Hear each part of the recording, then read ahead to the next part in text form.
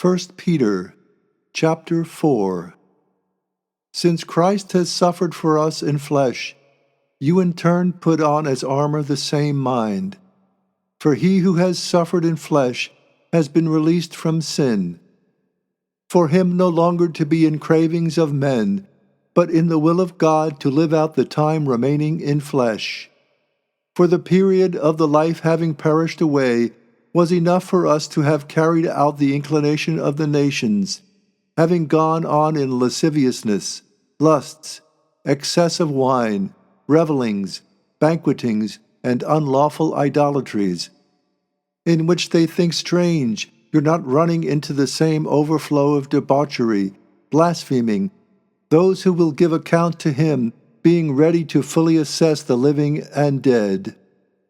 For to this end the gospel was also proclaimed to the dead, in order that they might indeed be judged as men in flesh, but might live in line with God in spirit. But the end of all these things has drawn near. On account of this, be sober-minded and be watchful in prayers. But before all these things, have fervent love towards each other, for love will cover over a multitude of sins. Be hospitable to each other, without grudgings, as each one has received a gift, supplying it to each other, as good house managers of abundant grace of God. If anybody speaks, let it be in harmony with the oracles of God.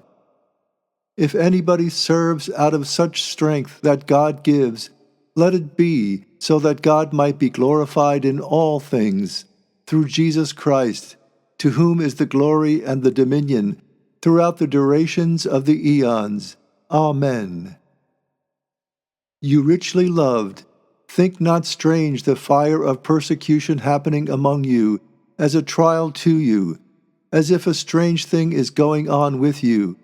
But since you have a share in the sufferings of the Christ, rejoice, so that you might in turn rejoice tremendously in the revelation of his glory.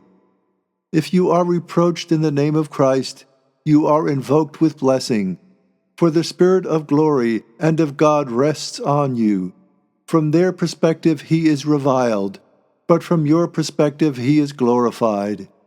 For do not let any one of you suffer as a murderer, or a thief, or an evildoer, or as an interferer in the matters of other people. But if as a Christian you ought not to be ashamed, but to magnify God in this respect, for the time has come for the judgment to begin from the household of God. But if first from us, what will be the end of those disobeying the gospel of God? And if with difficulty the righteous man is saved, where will appear the ungodly and sinner? In that case, those indeed suffering in alignment with the will of God, to a faithful Creator, let them commit their lives in well-doing.